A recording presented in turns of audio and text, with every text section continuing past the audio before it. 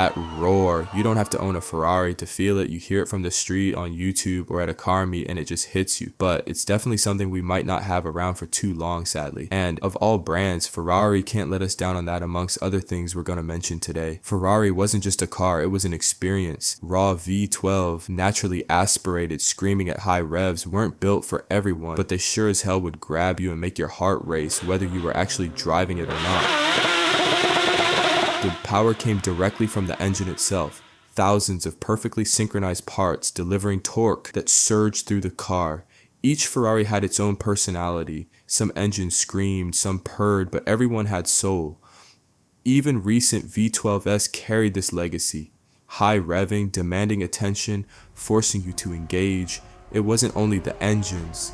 The design, chassis, weight distribution, aerodynamics, everything was designed to make the driver feel like they're on top of the world. The color red itself is the Ferrari color, let's be real here. And even though they're still red and pretty, Ferrari's engineering philosophy began to shift in the last decade. Where once naturally aspirated engines dominated, hybrids and turbocharged V6s started taking over. On paper, the numbers were staggering, horsepower climbing, torque everywhere, lap times dropping. But enthusiasts noticed something else. The soul was missing. Take the 296 GTB, a 3.0 liter twin turbo V6 hybrid. It delivers incredible acceleration and cornering, but the sound isn't raw. The engine doesn't scream like the V12s did. Instead, it hums, a quieter, more technical tone. And I know I keep mentioning the V12, but here, this is how it compares to a 458 V8. You hear the V6 first and it sounds okay, but let's hear the V8 now.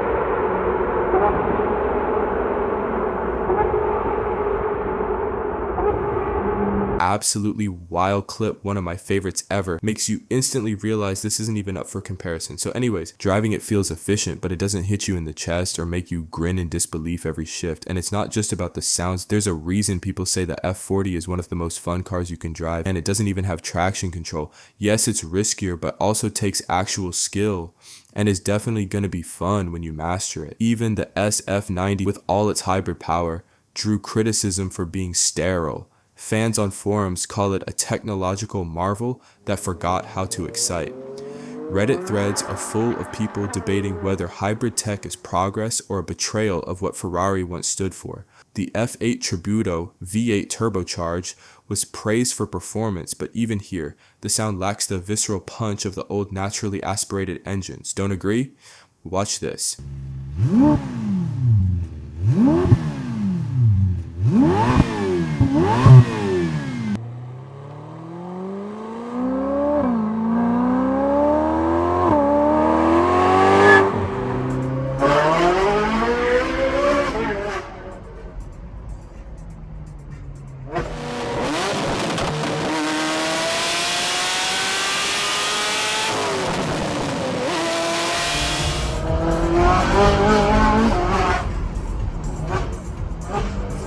Enthusiasts point out that the rev range feels narrower, the aggression filtered, and the experience sanitized. In the push for efficiency, Ferrari made cars that are faster and more reliable, yes, but ones that feel a little distant, a little controlled, a little less dangerous, and for many, less fun.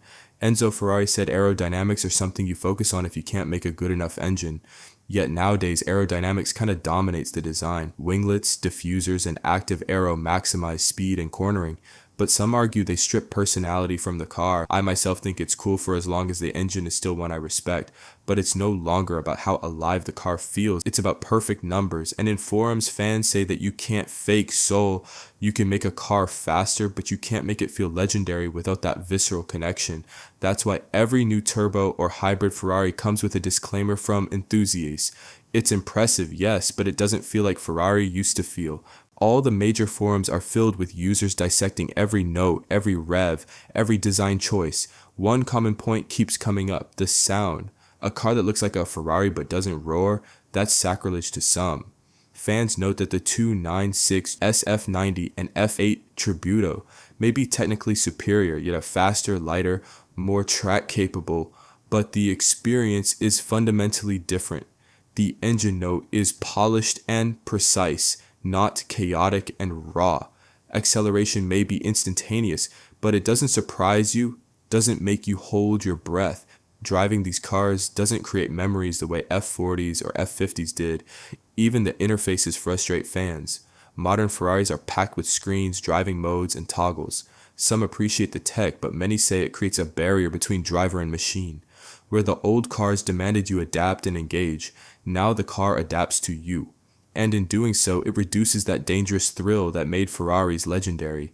Forums are filled with comparisons. Fans rank new V6s and hybrids against old V12s, and the verdict is often the same. Performance is up, emotion is down. The SF90, some say even it feels less alive than the V8s that came before. Across threads, you see people longing for the raw, untamed experiences of the past. And it's not nostalgia alone. It's a consistent pattern across every modern Ferrari that trades its heartbeat for efficiency or hybrid wizardry. Ferrari hasn't abandoned its heritage completely.